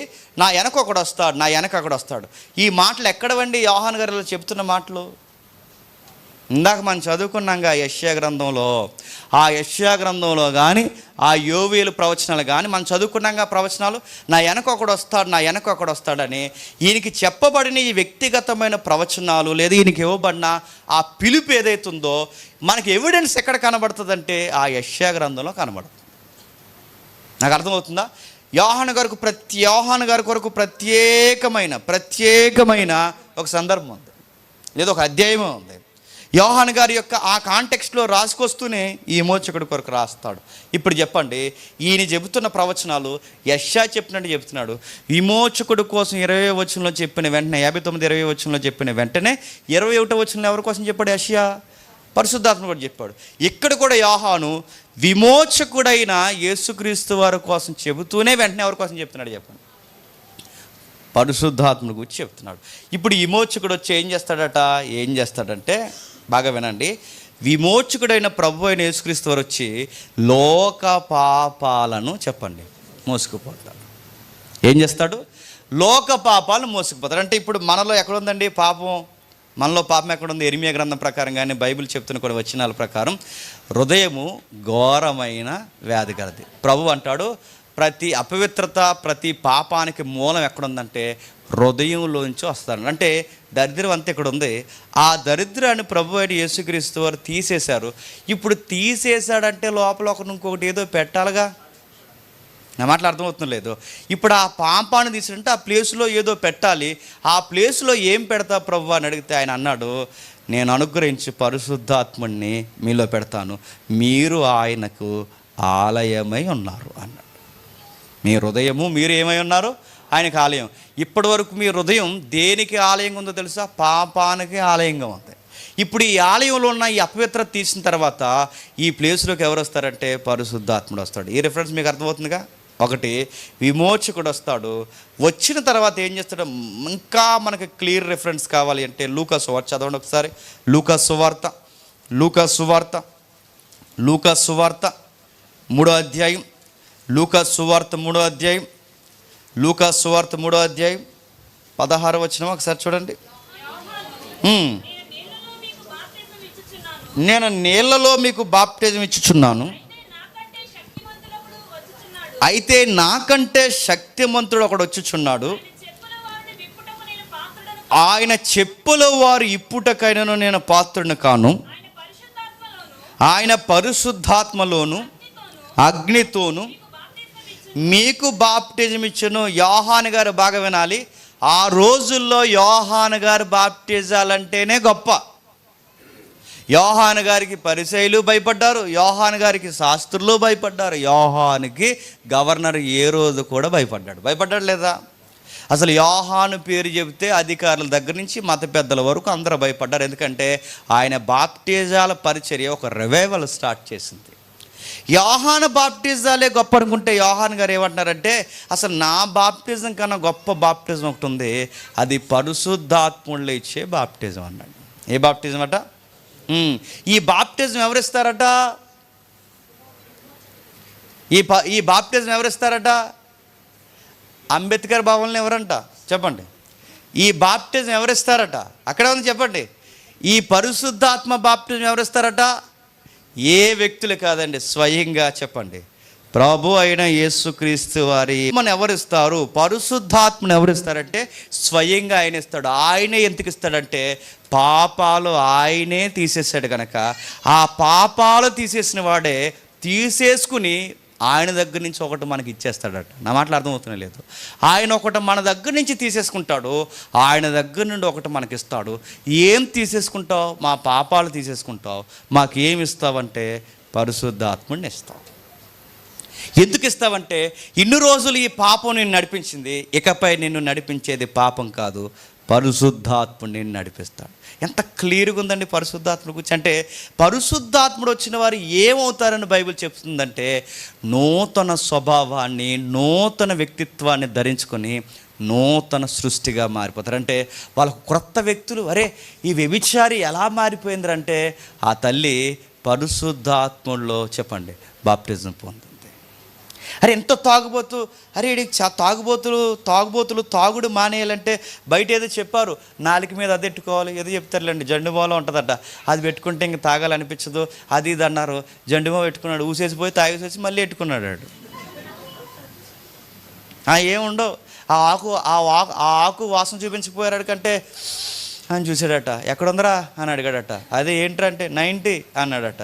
వీడు ఆకు చూసినా ఆగలేదు, జండుమో పెట్టుకున్నా ఆగలేదు, కడియం వేశారట. కడియం వేసిన తర్వాత ఈ కడియం ఉన్నంతకాలం తాగనన్నాడట. ఆడు ఏం చేశాడంటే తాగేశాడు. తాగేటప్పుడు కడియం తీసాడట. మళ్ళీ తాగేసిన తర్వాత అయిపోయింది కదా, మళ్ళీ కడియం వేసుకుని వచ్చాడట. మళ్ళీ దేవుడికి అడి ఇచ్చి ఎక్స్ప్లెయిన్ చెప్పినా తాగేటప్పుడు వేసుకోలేదు కదా అన్నాడంట. నీ నిబంధన నేను బాగానే పాటిస్తున్నాను, అది ఉంటే తాగకపోతే అందుకే తీసాను అన్నాడు అంటాడు. చూసారా మనుషులకు ఉండే నేచర్ ఇది. ఏం మారండి మీరు, ఏం మెడిసిన్లు వాడినా, ఏ ఆకులు వాసన చూసినా మారరు. మనిషి మారాలి అంటే దేవుడి వల్ల అవుద్ది, అది పరిశుద్ధాత్ముని దేవుని వల్ల అవుద్ది. అరే ఇంత చేంజ్ ఎలా వచ్చిందంటే వాడిలో ఆత్మదేవుడు పనిచేస్తున్నాడు. ఇదే టైంలో చాలా యంగ్స్టర్స్ మీరు అందరూ ఉన్నారు. ఇదే సండే హాఫ్ డేలో లేదా సండే హాలిడేలో చాలామంది యంగ్స్టర్స్ అంటే అది అప్పుడు, ఇది ఇప్పుడు. ఒకప్పుడు నువ్వే గారా ఫస్ట్ షోకి టికెట్లు తీసాడంటే అది అప్పుడు చెప్పండి, ఇప్పుడు ఫస్ట్ షో కాదు లాస్ట్ షో కూడా రాను అని చెప్తాను. ఇప్పుడు అంత చేంజ్ ఎలా వచ్చిందంటే ఆత్మ పనిచేస్తే మనుషులు మార్పు వస్తుంది, మారుతారు. అందుకే పరిశుద్ధాత్మను ఆయన ఇస్తాడు, ఆయన బాప్టిజం ఇస్తాడు. ఎందుకు ఇస్తావు ప్రభు అంటే ఆయన ఒకటే, నీ విమోచకుడి కొరకు నువ్వు బ్రతకడానికి, జీంప చేయడానికి, స్థిరపరచడానికి ఆయన వరముగా మనకి ఇవ్వబడ్డాడు. చాలామంది అన్న నేను ఉండలేకపోతున్నాను అంటే అని అడుగుతారు. ఎందుకు ఆ మాట అడుగుతారు? దాని వెనకాల అర్థం ఏంటి చెప్పినా, రక్షణ పొందిన వాడికి ఏమొస్తుందండి? పరిశుద్ధాత్మ వస్తుంది. అందుకే అడుగుతారు, క్లియర్గా అడుగుతారు. మనం ఆ రక్షణ పొందామన్న మాటను కూడా మనం ఎటకారం చేస్తాం. వాళ్ళు స్పష్టంగానే అడిగారు, జ్ఞానవంతులు కనుక. మీరు రక్షణ పొందారా అని అడిగేవారు, మీరు రక్షణ పొందారా అని అడిగేవారు. ఎందుకు ఆ మాట అడిగారంటే, వెనక రక్షణ పొందిన వెనక ఆత్మ ఉంటుంది, ఆత్మ ఉన్నవాడు మళ్ళీ లోకంలో చేతులు కలపడు. అందుకే అందరిని అడుగుతారు. పౌలు కూడా అపోస్తల కార్యం మనం చదువుతున్నప్పుడు ఆ సమకాలీన ఆ ఎపిసి ప్రాంతాలను అడుగుతాడు, ఆ కొరింథీ ప్రాంతాలు, పై ప్రాంతాలు అడుగుతుంటాడు, మీరు ఆత్మను పొందితిరా అని అడుగుతాడు. ఎందుకు అడుగుతున్నాడు ఆ మాట? ఆయన ఉంటేనే భక్తి జీవితం ఎలా ఉంటుంది చెప్పండి? స్థిరంగా ఉంటుంది. మనం ప్రార్థన చేయాలన్న మనలో ఎవరు ఉండాలి తెలుసా? పరిశుద్ధాత్ముడు ఉండాలి. మీకు ఒక వివరణ చెప్పి నేను ముందుకెళ్తాను. మంచి పనులు బాగా వినాలి. మంచి పనులు చేసినా కూడా ఆ మంచి పనుల కొరకు కూడా మనం ప్రార్థన చేయాలండి. సొసైటీలో మంచోళ్ళు ఉంటారు కదండి, సొసైటీలో మంచోళ్ళు లేరండి? ఏ దేవుడు లేకపోయినా నీతిగా బతికే మంచోళ్ళు లేరా? ఉన్నారు లేరా? ఉన్నారు. కానీ ఆ నీతి క్రియలు కూడా ప్రభు దృష్టికి ఎలా ఉంటాయట? మురుక్కుడులు. అంటే మనం చెడ్డ పనులు చేసినప్పుడే కాదు ఉపవాసం ఉండి ప్రార్థన చేయాల్సింది. మనం మంచి పనులు చేసినా, అనుకొని మంచి పనులు చేసినా, ఆ మంచి పనుల కొరకు కూడా మనం ఏం చేయాలి చెప్పండి? ఎందుకు చేయాలంటే మంచి పనులు చేసామనుకో మనకు ఫీలింగ్ ఉంటుంది. ఆ ఫీలింగ్ ఏంటి చెప్పినా, ఏదైనా నష్టం జరిగిందనుకోండి, ఇలా మాట్లాడుకుంటాం, నేను ఎప్పుడు ఆడికి ఏమీ కీడి చేయలేదండి, ఆడికి ఎప్పుడు నేను అన్యాయం చేయలేదండి, చూసారా ఆ సౌండ్ మీకు ఎలా ఉంటుంది చూసారా? నేను ఎప్పుడు ఏ గొడవలోకి వెళ్ళదండి, నేను ఇది ఏమంటారు తెలుసా? ఈ నేను అనుకోవడం కూడా పాపమే, గుర్తుపెట్టుకో. సొసైటీలో చాలామంది మాట్లాడతారు, వాళ్ళు ఎక్కడికి వెళ్ళరండి, వాళ్ళు అలాగండి, వీళ్ళు ఎలాగండి, వాళ్ళు ఎలాగంటే ఇప్పుడు వాళ్ళ నీతి దేన్ని బట్టి ఉందో తెలుసా? వాళ్ళు చేసే క్రియని బట్టి. బైబిల్ ఏమని తెలుసా? తాము ఎదుట ఎవరైనా దేవుని ఎదుట మనం నీతి క్రియలను బట్టి నీతిమంతులు అనుకుంటే బైబిల్ దేవుడు అన్నాడు, మీ నీతి క్రియలు నా దృష్టికి మురికి గుడ్డల వలె ఉన్నాయి. ఇప్పుడు చెప్పండి, అందరికీ పరిశుద్ధాత్ముడు కావాలంటే మన నీతి క్రియలు కూడా మనం ఏది మనం రక్షించదు. అందుకే మనం చేసే పనిలో కూడా మనం మంచి చేస్తామనుకుంటాం, కానీ ఆ మంచి వెనకాల మనకేముంటుంది చెప్పండి? ఒక అతిశయం ఉంటుంది. అది కూడా దేవుడికి నచ్చుతుంది. ఎప్పుడైనా ఏదైనా గొడవ అయిందనుకోండి, ఆ గొడవలో తెగ వాదించేసుకుంటాం. మనం ఏమని వాదించేసుకుంటే చెప్పినా, ఎరా నీకేం చేసింది చెప్పు, ఎరా నేను ఎలా ఉన్నాను చెప్పు, ఎరా అప్పుడు నీకేం చేసింది చెప్పు, అప్పుడు నీకు నేనన్న గొడవ ఎక్కువైపోతుంది. నా మాటలు అర్థమవుతున్నాయా? ఈ నేను అనేది కూడా దేవుడికి నచ్చదు. బైబిల్ ఏమని తెలుసా? ప్రతి దినము తన్ను తాను ఉపేక్షించుకోవాలి. ఉపేక్ష అంటే నేను కూడా ఏమని చేయాలి చెప్పండి? చంపుకోవాలి. అంటే నా యొక్క మంచిని బట్టి కూడా నేను అతిశిస్తే అది పాపం. మరి ఎలా ప్రభువా నీ ఎదుటి నేను క్రియ జరిగించాలి అంటే, నీ వల్ల అవ్వదు, కానీ నీలో ఒకరుండి నడిపిస్తే కానీ నువ్వు క్రియ జరిగించలేవు. ఎవరు ఉండాలి ప్రభు అంటే? పరిశుద్ధాత్ముడు ఉండాలి. ఏం చేస్తాడు ఆయన ఉంటే? ఏం చేస్తాడో మర్చి కొన్ని మాటలు చూద్దాం, చూడండి, ముగించేసుకుందాం. మొదటి పేతురు పత్రిక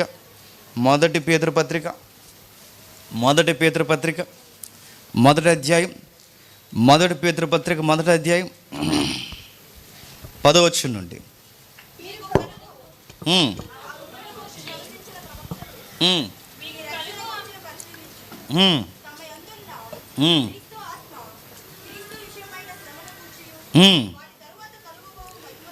వాటి తర్వాత కలవబో మహిమను గూర్చి ముందుగా ఆ ఆత్మ ఏ కాలము ఎట్టి కాలమును సూచించుచూ వచ్చెనో పరిశోధించుడి. పరలోకం నుండి పంపబడిన పరిశుద్ధాత్ముడు ఈ సువార్త ప్రకటించిన వారి ద్వారా మీకిప్పుడు తెలుపబడిన ఈ సంగతుల విషయమై తమ కొరకు కాదు కానీ మీ కొరకే తాము పరిచర్య చేశారన్న సంగతి వారికి బయలుపరచబడను. ఇప్పుడు జాగ్రత్తగా వినండి.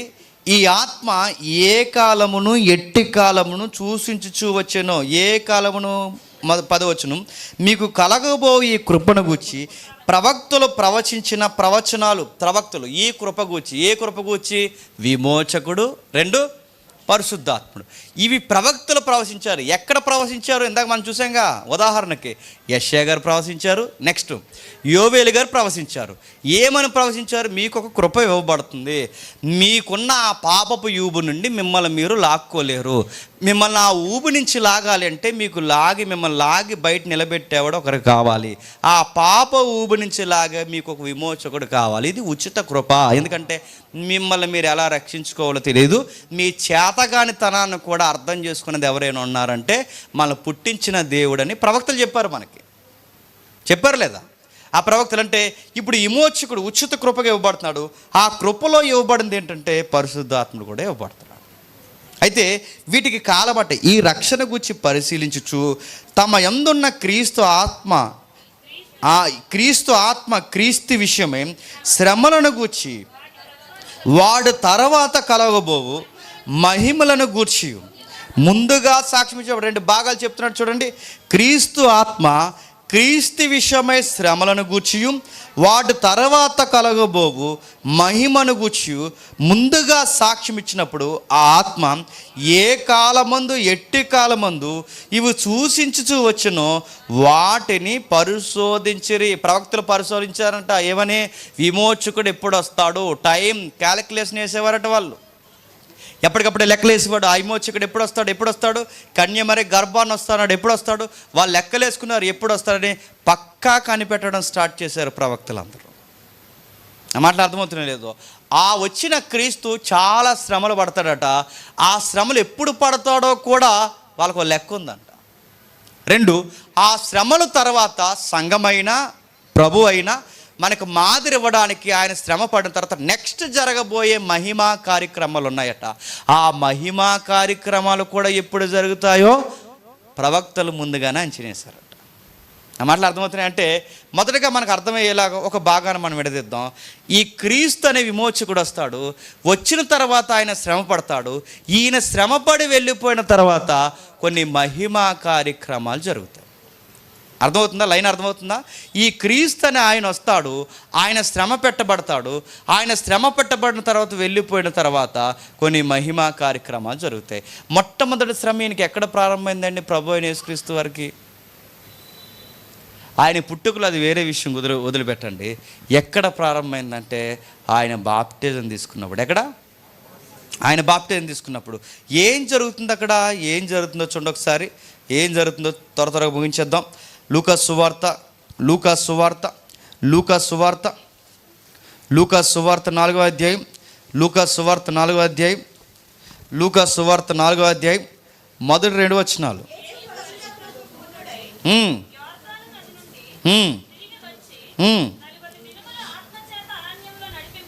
40 దినముల ఆత్మచేత నడిపింపబడి అపవాది చేత శోధింపబడుచుండెను. ఆ దినములలో ఆయన ఏమీయు తినక అవి తీరిన తర్వాత ఆకలి కొనగా, నీవు దేవుని కుమారుడివైతే రొట్టె అగునట్లు.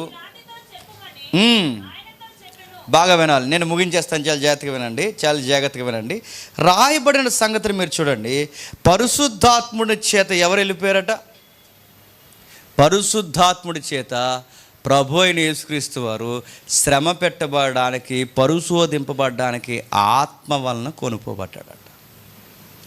ఆత్మ వలన ఎప్పుడైతే కొనుక్కోబడ్డాడో, ఈయన ఆత్మ వలన కొనుక్కోబడిన తర్వాత ఏం పరీక్షలు జరిగాయి ఎక్కడ లేదు. కానీ అంత వివరణ కొంచెం మనకి దురాత్మ వచ్చింది, ఎలా జరిగిందని ఈ వివరణ ఉంది. కానీ ఇంకా ఆయన వ్యక్తిగతంగా ఇంకా ఏం శ్రమ పడ్డాడో మనకు అర్థం కావాలంటే ఎబ్రీ పత్రిక వాటిని నోట్ చేసింది. ఏమని చూడండి ఒకసారి. ఎబ్రీలకు రాసిన పత్రిక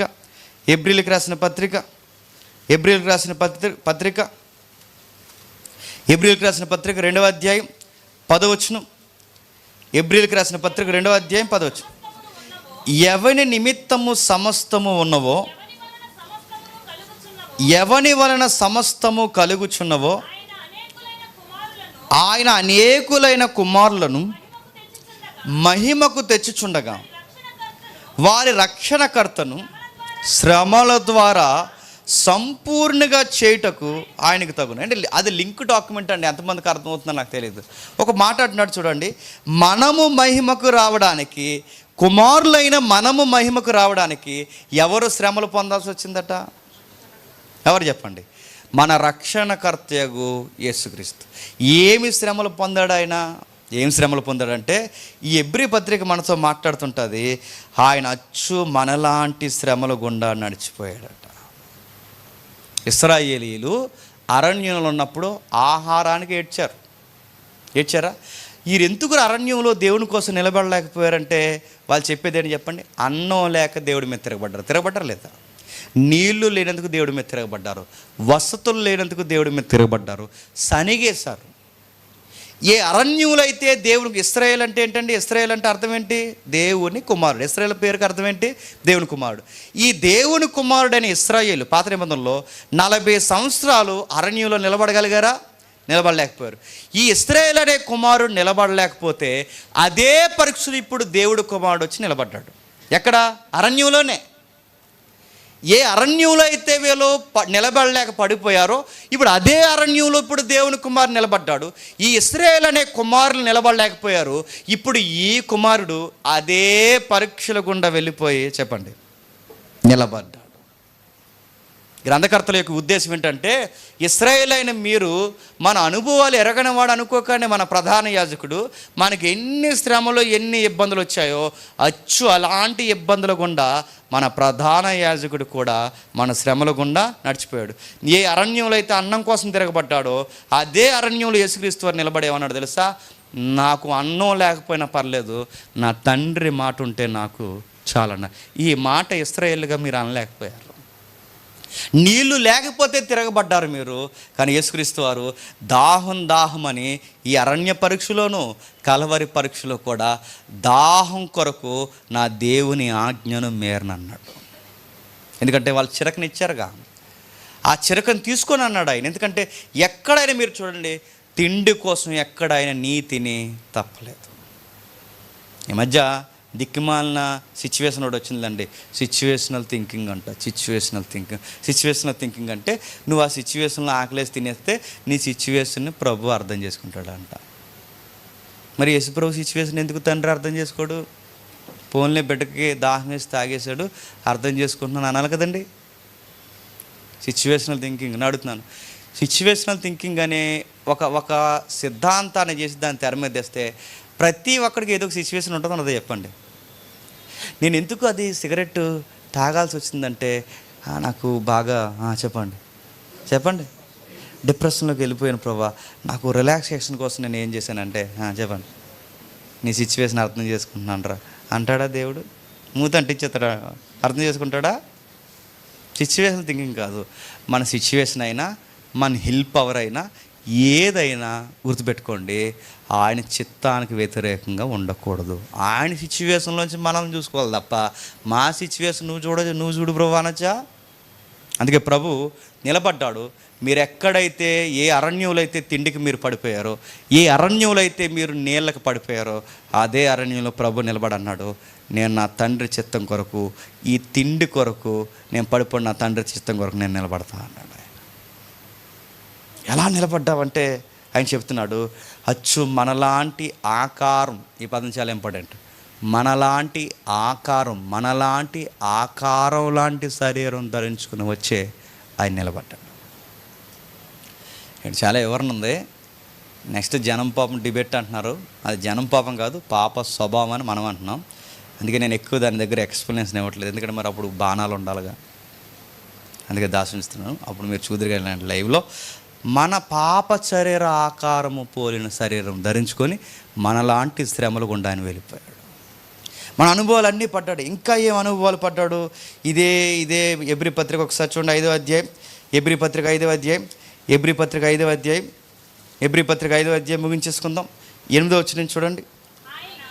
ఆయన కుమారుడయుండియు తాను పొందిన శ్రమల వలన విధేయత నేర్చుకుని. బాగా వినండి, చాలామంది ఏమనుకుంటారంటే వచనం చదివి అప్పటి వరకు ఆయనకి విధేయత లేదనుకుంటారు.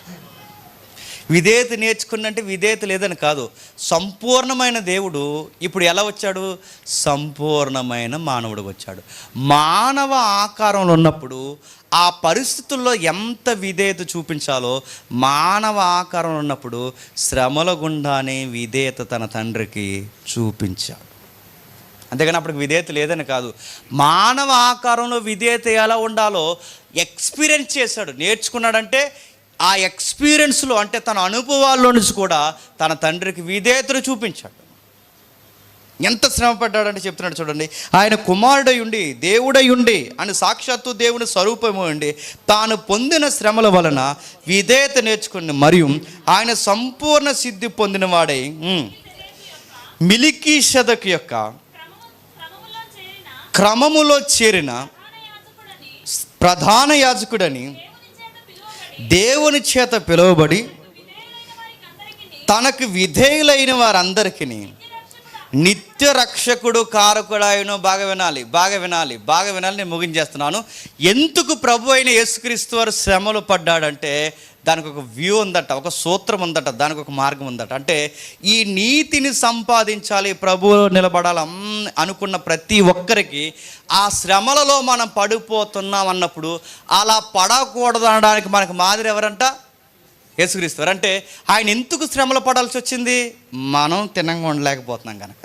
ఆయన ఎందుకు బాధలు పడాల్సి వస్తుంది? ఆ బాధల్ని ఎలా జయించాలో మనకు తెలియట్లేదు. అంటే మనకు ఒక మాదిరి ఇవ్వడానికి, మన కొరకు మాదిరిగా దేని గుండా వెళ్ళిపోయాడట? శ్రమల గుండా వెళ్ళిపోయాడు. అంటే మనకు ఒక మాదిరి కావాలి. ఇప్పుడు చెప్పండి, ఈ మాట నేను కొంచెం ధైర్యం చేసి ముందుకు వెళుతున్నాను. మానవ ఆకారంలో ఉన్న ప్రభు అయిన యేసుక్రీస్తు వారు కూడా శ్రమలలో ధైర్యముగా ఉండాలి. అంటే ఈ పదం కావాలని అంటున్నాను, కొంచెం ధైర్యం చేసి అంటున్నాను, ఎందుకంటే అర్థం కాదు చాలామందికి అర్థమవుతుంది. అందుకే నేను తిరగేసి మళ్ళీ మాట్లాడుతున్నాను. శ్రమలలో ఉన్న పరిశుద్ధాత్ముడు, బాగా వినాలి, శ్రమలలో ఉన్న యేసుక్రీస్తు వారికి కూడా, మానవ ఆకారంలో ఉన్న శ్రమలలో ఉన్న యేసుక్రీస్తు వారికి కూడా ఎవరి సహాయం అవసరం అవ్వాల్సి వచ్చింది చెప్పండి? అది మళ్ళీ ముఖ్యాంశాలు మరోసారి చెప్పండి ఒకసారి. అరణ్య పరీక్షల గుండా నడిచిపోతున్నప్పుడు కూడా మానవ ఆకారంలో ఉన్న ప్రభు అయిన యేసుక్రీస్తు వారు కూడా ఎవరి మీద ఆధారపడ్డాడు చెప్పండి? అది ఇప్పుడు చెప్పండి. శ్రమలను జయించాలి అంటే, రక్షకుడు ద్వారా విమోచన పొందిన మనం పాపంలోకి మళ్ళీ జోగకుండా ఉండాలి అంటే మనం ఎవరి మీద ఆధారపడాలి చెప్పండి? అందుకే వరముగా దేవుడు మనకిచ్చాడు. నేను భక్తిగా ఉండాలి అంటే, నా భక్తిలో భక్తి నిలబడాలి అంటే నాకు ఎవరు ఉండాలి తెలుసా? పరిశుద్ధాత్మ. అందుకే భక్తులు అడుగుతారు, మీరు ఆత్మను పొందుకున్నారా అంటే అప్పటికి అయిపోయినాయండి అన్నారా? ఏంటి అయిపోవడం? అయిపోయినాయి అంటే అప్పటికి ఆత్మను పొందుకున్నారనగానే మెటీరియల్ అనుకుంటున్నారండి, ఏదో తిని పదార్థం అనుకుంటున్నారు. ఆత్మను పొందుకోవడం అంటే గుర్తుపెట్టుకోండి, అదొక అనుభవం. ఆత్మదేవుడు మనతో మాట్లాడుతుంటాడు, మనకు చెబుతుంటాడు. నేను ఎదరికి కొద్ది కొన్ని విషయాలు నేను ఓపెన్ చేస్తాను మన తర్వాత తరగతుల్లో. పరిశుద్ధాత్మ నిజంగా మాట్లాడతాడంటే నిజంగా ఎక్స్పీరియన్స్ ఉంటుందండి. మాట్లాడతాడు, మనకు ప్రేయర్కి వెంటనే జవాబు వస్తుందని మనకు అర్థం అవుతుంది తెలుసా? అంటే వినబడుతుందని కాదు, మనకు రిజల్ట్ తెలుస్తుంటుంది. ఎస్, నా దేవుడు నా ప్రార్థన వింటున్నాడు. అప్పుడే అర్థమవుద్ది ఈ నిజంగా మాట్లాడే దేవుడు. నేను ఎక్కడో చెడు దగ్గర కూర్చుంటాను, లోపల నాతో ఒక ఆర్గ్యుమెంట్ స్టార్ట్ అయిపోద్ది. లోపల నాలో ఒక వాదన జరుగుతుంటుంది, ఆర్గ్యుమెంట్ జరుగుతుంటుంది. జేమ్స్ ఏంటి ఇక్కడ నీకు పని ఏంటి? అవి చూస్తున్నావేంట్రా? నాలో ఒక వాదన. నాకు అప్పుడు అర్థమవుద్ది, లోపల నాలో ఉండి నా మనస్సాక్షితో ఎవరో ఫైట్ చేస్తున్నారు. ఎవరు? పరిశుద్ధాత్మ. అరే నువ్వు చర్చికి వెళ్తావు కదరా, ఏంట్రా? నాతో మాట్లాడుతుంటాడు. ఇది పరిశుద్ధాత్మ యొక్క ఎక్స్పీరియన్స్ అంటారు. అది మనకు రావాలండి. అప్పుడండి మన ఏ పాపాన్ని అంత త్వరగా మన దగ్గరికి రానివ్వలేదు. ఎందుకంటే ఆయన గైడ్ చేస్తాడు. జాగ్రత్త. ఆయన లోపలుండి చెబుతూ ఉంటాడు, లోపలుండి మాట్లాడుతుంటాడు. ప్రభువా, నేను శ్రమను ఎలా జయించాలి ప్రభు అంటే బైబిల్ అంటుంది, నా ఆత్మను పొందుకో, నువ్వు శ్రమలను జయిస్తావు. పీకల మీద కత్తులు పెట్టిన దానియేలు లాంటి వ్యక్తులు కానీ, స్నేహితులు కానీ, మొదటి శతాబ్దపు క్రైస్తవులు కానీ వాళ్ళ పీకల మీద కత్తులు పెట్టి మీ ప్రభువుని, మీ విమోచకుడిని ఎరుగునని అనండ్రా అంటే వాళ్ళు అన్నారు, ఆయన ఎప్పుడు మాకు అన్యాయం చేయలేదు కనుక ఆయన ఎరుగమని మేము ఎప్పుడు ఆయనకు అన్యాయం చేయం. ఆ మాట అనేకన్నా చనిపోవడమే మేలు, మమ్మల్ని చంపేయండి అన్నారు. ఇంత తెగింపు, ఇంత కమిట్మెంట్ మీకు ఎలా వచ్చిందిరా అంటే లోపల ఎవరో ఉన్నారు చెప్పండి. అందుకే ఈ పరిశుద్ధాత్ముడి వలన అపోస్తులు చేసిన కార్యాలకి ఆ పుస్తకానికి పేరెట్టారు. దాని పేరు అపోస్తుల కార్యములు. కానీ వెనకాల సౌండ్ ఏంటో తెలుసా? అది అపోస్తుల కార్యములే కాదు, పరిశుద్ధాత్ముడి కార్యాలు. గట్టి కొట్టారట. ఆ నామాన్ని ఇంకెప్పుడు చెప్పొద్దన్నారట. లోపల పరిశుద్ధాత్ముడు ఉన్న వాళ్ళు అన్నారు, మేము కన్న వాటిని ఎన్న వాటిని చెప్పకుండా ఉండలేమన్నారు. ఏరా ఇంత కమిట్మెంట్ ఎలా వచ్చింది? పేతురు 3 అబద్ధాలు ఆడేసేవాడుగా ఎలా వచ్చిందంటే ఆ పెంతుకొస్తే నాన్న గొప్ప మార్పు జరిగింది. ఎవరికి చెప్పండి? పేతురు గారికి. స్థిరపడిపోయాడు, బలపడిపోయాడు. అందుకే మనం నమ్మిన ప్రభువుని మనం ఎక్కడైనా డౌన్ చేస్తున్నామంటే సంథింగ్, ఆత్మ ఏమైనా ఆరిపోయిందా? లేదు, మనం నమ్మిన ప్రభు కొరకు ఏ సెక్టార్లో అయినా మనం ఘనంగా మనం చెప్పి నిలబడగలుగుతున్నామంటే బహుశా గుర్తుపెట్టుకోండి, మీరు పాత మనుషులు కాదు, మీరు నూతన ఆత్మను పొందుకున్న నూతన స్వభావం కలిగిన మనుషులు. ఆత్మ లేనివాడు ఎలా ఉంటాడంటే గంటకొకలా ఉంటాడు. సౌలు తెలుసు కదండి, పాత నిబంధన సౌలు కట పరిశుద్ధాత్ముడు సౌలుని విడిచి వెళ్ళిపోయాడట. దురాత్మ సౌలు మీదకి వచ్చిందట. దురాత్మ ఉన్న సౌలు చూసారా, గంటకొకలా ఉంటాడండి. మీరు ఆ పాత నిబంధన మీరు చదవండి. ఇప్పుడే అవునంటాడు, గంట పోయే కాదంటాడు, మళ్ళీ ఎస్ అంటాడు, తర్వాత సమయలు అంటాడు, తర్వాత నో అంటాడు. ఆ కర్ణపిశాచి దాని దగ్గరికి పోయి కోపం ఎంతాడు, నేను అనంతెన్నో అంటాడు. ప్రవక్తలతో ఉంటే నీకు అక్కడ పని ఏంటయ్యా అంటే అదో రకంగా మారిపోయాడు. చివరికి పిచ్చోడు అయిపోయాడు. కారణం లేని యుద్ధంలో ఆ కాల మరణం చెంది చచ్చిపోయాడు. అందుకే క్రొత్త నిబంధన బైబిల్ ఏమని తెలుసా, ఆత్మను చెప్పండి ఆర్పకుడి జాగ్రత్త. ఇప్పటికే మీలో పరిశుద్ధాత్మ ఉంటే జాగ్రత్త. ఆయన గైడ్ చేస్తుంటాడు. ఎప్పుడు ఆయన ఎదిరించకండి, పరిశుద్ధాత్మను ఎదిరించకండి. మనకు లోపల చెప్తుంటాడు. ఆ గద్దింపు వచ్చినప్పుడు నిజమే ప్రభువా నువ్వు నన్ను గద్దిస్తున్నావు, ఇక్కడి నుంచి వెళ్ళిపోతాను, ఇక్కడ నేను ఉన్నాను. ఆయన ఎదిరించకండి. ఏం అవదలే అని అక్కడ నువ్వు ఉన్నావో, నువ్వు ఎవరిని ఎదిరిస్తున్నావు తెలుసా, పరిశుద్ధాత్మను ఎదిరిస్తున్నావు. ఇప్పుడు చెప్పండి, ఏవైలైనా యెషయా అయినా ప్రవక్తలందరూ మనకు 2 వరాలు వస్తున్నాయని చెప్పారు. ఒకటి ప్రభు అయిన యేసుక్రీస్తు వారు, 2 పరిశుద్ధాత్మ. ఒక ఆయన విమోచిస్తాడు, 2 ఆయన విమోచింపబడిన వారిని ఇక మరలా తొలగిపోకుండా స్థిరపరుస్తాడు. ఈ 2 మన కృపావరాలే. ఆయన ద్వారా విమోచనింపబడాలి, ఈయన ద్వారా మనం స్థిరపరచబడాలి. ఈ పరిశుద్ధాత్ముడు ఎక్కడుంటే అక్కడ సంఘాలు ఎలా ఉంటాయి తెలుసా, బలముగా ఉంటాయి. ఈ పరిశుద్ధాత్ముడు ఎక్కడ లేడో అక్కడ, మళ్ళీ నేను చెప్తున్నాను, లోకానికి దగ్గరగా ఉంటాయి. లోకానికి వేరుగా ఉండేది పరిశుద్ధాత్మ చేత నడిపింపబడుతున్న సంఘం. లోకంతో మిళితమవుతున్న సంఘాలు ఆ ప్రకటన గ్రంథంలో ఉంటాయి చూడండి.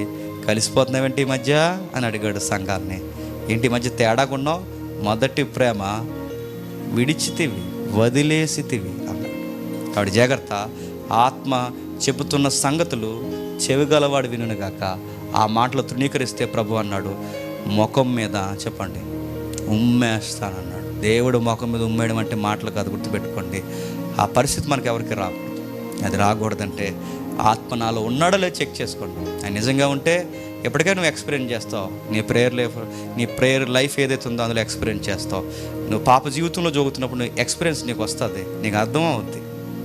నా పరిశుద్ధాత్మ ఇంకా నాలో ఉండి నన్ను గైడ్ చేస్తున్నాడు. నీకు పాపం చేస్తున్నా, సినిమాలు చూస్తున్నా, నీకు ఎక్కడ తప్పుడు మాటలు మాట్లాడుతున్నా, నువ్వేం చేస్తున్నా నీకేం అనిపించట్లేదంటే, మనస్సాక్షి పనిచేయట్లేదంటే బైబిల్ ఏమని తెలుసా, ఆ మనస్సాక్షి మీద ఏం వేయబడిందంట, వాత వేయబడింది. వాత అంటే కాన్షియస్ పని చేయదు. కాన్షియస్ పని చేయట్లేదంటే పరిశుద్ధాత్మ నీకు డిఫెన్స్ ఉండదు. డిఫెన్స్ లేకపోతే నీకు ఏం చేసినా తప్పు అనిపించట్లేదంటే నీ మనస్సాక్షి ఎప్పుడో చచ్చిపోయింది, వాత వేయబడింది. ఇక ఆత్మ కూడా నీలో పనిచేయదు. జాగ్రత్త. ఒకవేళ ఎవరైనా ఉంటే ప్రాధాయపడండి, ఆయన అడగండి. ఆయన అడుగు వారికి ధారాళముగా అనుగ్రహిస్తాడు. ఆ ధారాళంగా అనుగ్రహింపబడేది డబ్బులు కాదండి, వస్త్రాలు కాదండి. ఆ ధారాళంగా అనుగ్రహింపబడేది మీరు ఇంటికి వెళ్ళిన తర్వాత వచ్చిన చదవండి, పరిశుద్ధాత్మను అనుగ్రహిస్తాడు.